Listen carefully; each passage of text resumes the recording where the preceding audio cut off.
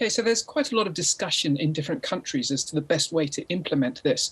But certainly in the UK, the idea is that you will have some sort of proof that you've received probably a double vaccination, be it through an app or some other technology, and that will allow you to do things like access nightclubs or go to certain events like the cricket or other activities. Of course, we're not just talking about passports to allow movement between countries, but like you've said, it's proof that you've been vaccinated before you're allowed into cafes, restaurants. Do you think this is right? Is this the right thing to be doing? Okay, so I think we have to sort of look at this in context. And the first question that needs to be asked is it fair? And here I think fairness is very much linked to the availability of vaccines. And we're very fortunate within the UK, certainly, that all people over the age of 18 have been offered a vaccination. So having the vaccine available is the first thing. The second thing is saying, well, are there any parts of society that very reasonably cannot have that vaccination for perhaps medical reasons? So there needs to be some sort of exemption, I think, for those sorts of people. So I think as long as vaccines are readily available and as long as there's exemptions in place for people who might have medical needs, I think the system can be made to be fair, because if you look at the huge disruption COVID has caused, the number of deaths that it's caused, the way it's overwhelmed health systems, it does seem to be very reasonable to ask that vaccinations are widely taken up by the population if they're going to go out and have the responsibility of being around others and perhaps passing on the disease. Many disagree, though. There have been big protests against such requirements, particularly in France, with more than 100,000 taking to the streets to demonstrate. What do you think of what they're saying? Yeah, no, I fully understand that, but I think we do have to take a step backwards from this, and we look at other aspects of our lives.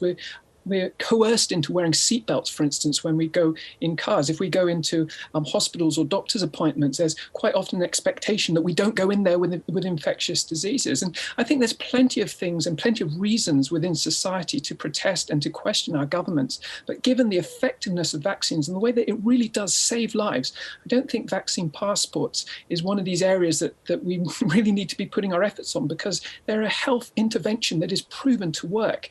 And so I think it's a very important thing to encourage as many people as possible to get vaccinated.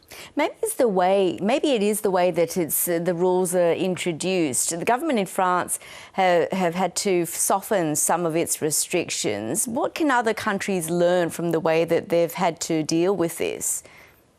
Yes, so I think the devil is quite often in the detail. I think if you take a step back, you look at the broader ethical arguments, I think there's strong ethical arguments for having some sort of vaccine passport system, but how it's implemented and whether or not it's implemented fairly, I think is a second question. And I think we'll find, looking at various countries and various ways that vaccine passports are used, probably the arguments will be more around the implementation and idiosyncrasies in the way the implementation has been done, rather than the overall concept of vaccine passports, which I think is generally a good one. And in your view, how should vaccine passports ideally be implemented? And particularly, how might this apply in our region? How would programs need to be tweaked to suit the populations here, perhaps? Yeah, I mean, I'm an avid cricket fan. I live down the road from the Hampshire Bowl, which is the cricket stadium where I know the Australian cricket team were training when they were here for the World Cup. And I've been really disappointed to drive past, hearing the cricket going on and not being able to go in there and actually watch it. It's been so frustrating. But over the last few weeks, we've been able to go into the stadium. There's been limited numbers of people let in. That really affects the atmosphere of the stadium. The 100 competition has just started in the last week or so, and now they're saying that we'll be able to have full numbers of people going into the stadium. And certainly from my perspective, as someone who works in public health, I really would like some sort of reassurance when I go into the stadium with my 3 children that other people around me have been vaccinated and are being responsible in their actions. And we're used to going to the gates and having the tickets scanned as we come in. And I think it would be relatively easy to also just sort of check vaccine status, perhaps through an app or something, when you're going to these big events, when you're going to be in close contact with lots of people. And so for me, I would feel certainly a lot more reassured when I go to big public events if I knew vaccine passports were in place and that people were taking the responsibility for others around them due to this horrible disease that we're struggling with. So the messaging is really important, and how governments get their message across to their populations. No, absolutely. And a lot of people are talking about the rights and, what's the right to citizens in terms of refusing vaccinations. I think that's the wrong sort of wording. I think we need to look at responsibilities instead, that we are responsible members of societies. If we want to go out and have access to the cricket, go out and be around other people, we have responsibilities for other people within our society. So rather than looking at this as restricting people's rights and taking away our rights, instead we need to think about our responsibilities and what are our responsibilities around other people. And there's plenty of other things, I think, in society for us to demonstrate about and get concerned about. But I really don't think vaccine passports are one of those.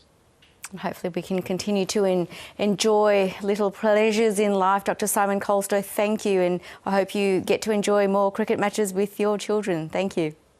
Thank you.